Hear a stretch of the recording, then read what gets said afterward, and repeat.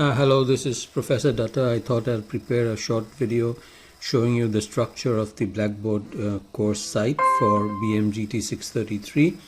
I know some of you have already started exploring it, but I thought I'd go over its structure nonetheless.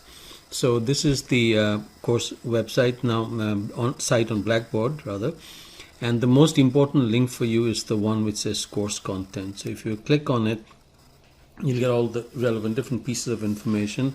The first one, a very important piece of information, is the syllabus, and in my welcome email I asked you to read it very thoroughly regarding policies, grading schemes, policies for late submissions, when the assignments are due, and things like that. So the syllabus contains a lot of information. I would certainly ask you to read it carefully so that you don't have to ask unnecessary questions. And most of the information that you want will be over there. Certainly, if you have questions after reading the syllabus, feel free to contact me. Now, going back to course content, the next link over here is instructions on logging in online via Zoom. So if you click on this link, it will give you just a document that describes for you how you go about connecting online to the class session via Zoom. Now, a few students are in the online section, so they will need to be logging in at 10 o'clock on Tuesday morning. So you would find these instructions useful. Also, it's possible that somebody may be unable to come to the face-to-face session for whatever reason, and you can log into the class using Zoom. So this is the Zoom login instructions. Now, in order to connect via Zoom, you need to have a link that you would click on and join. So the links for the scheduled Zoom sessions are, you would find it here, where it says link to join scheduled Zoom session. So if you click on it, this particular item over here is the link to the regular Tuesday classes. The classes start at 10 o'clock and the link becomes active at 9:50. So you might want to log in a little earlier just to make sure that your equipment is working and everything is in good shape for you to participate in the class.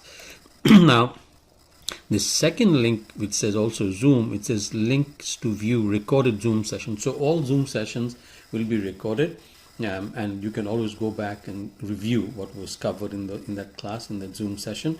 So the link that you would use to view a recorded Zoom session, if you click on this one, it will right now we don't have any recordings right now because we haven't had any class yet. So at the moment there is nothing to display, but once we have completed each class, there will be a link here to connect to a recording of the class. Okay, all right, coming back to course content, this weekly class notes, this folder, so inside this folder there is a subfolder for every week's class. So I'll click on this and you can see there's a subfolder for each week, August 18th, August 25th, and so forth.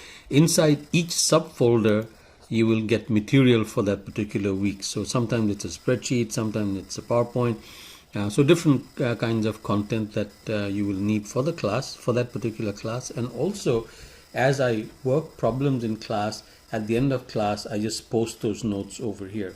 So the notes for every week you will find here also under that respective week. Okay, so your weekly class note is also important. Now this link is a catalog. I've prepared maybe 30-35 videos covering the content in the course. You may find them helpful. It's up to you. Some people like the videos, some prefer the textbook, some like to do both. It's completely up to you. But many of my students have said that they found the YouTube videos quite helpful. So if you click on this, it'll bring up an Excel spreadsheet. So I'm clicking on the Excel spreadsheet here.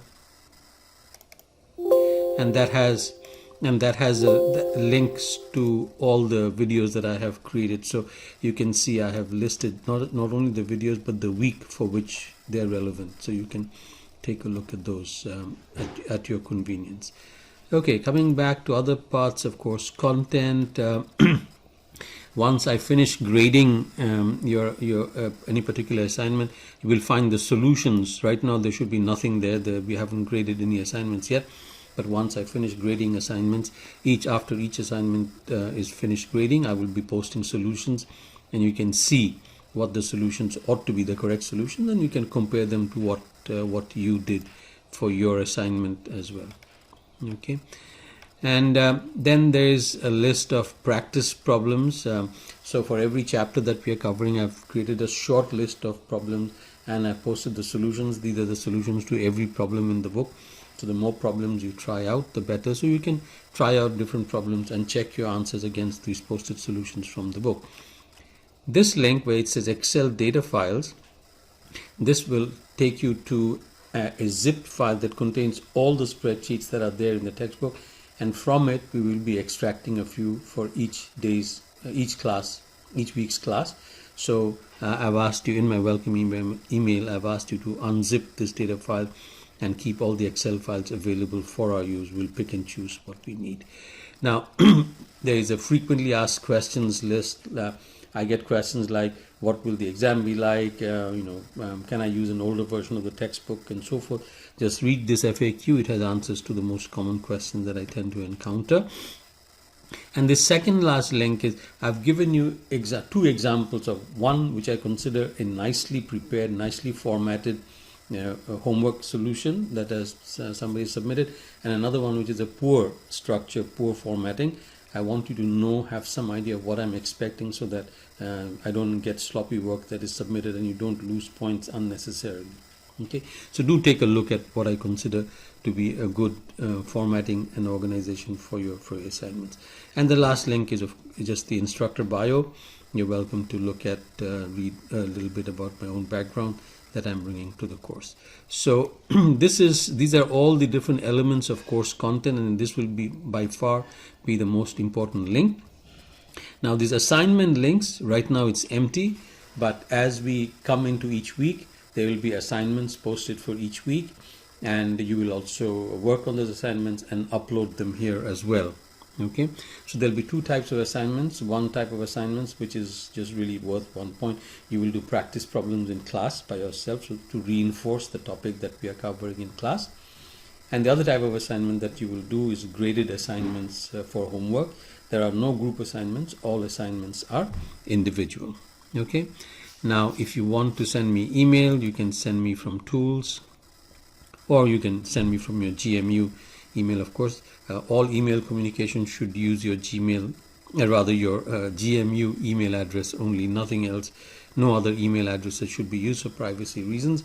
The university forbids instructors to respond to emails that come from non-GMU email addresses. Okay, I hope you've seen an overview of the course site. As I said, so just remember the main link here is the one on course content and assignments. Those are the two major ones. Okay, I will see you on the first day of class.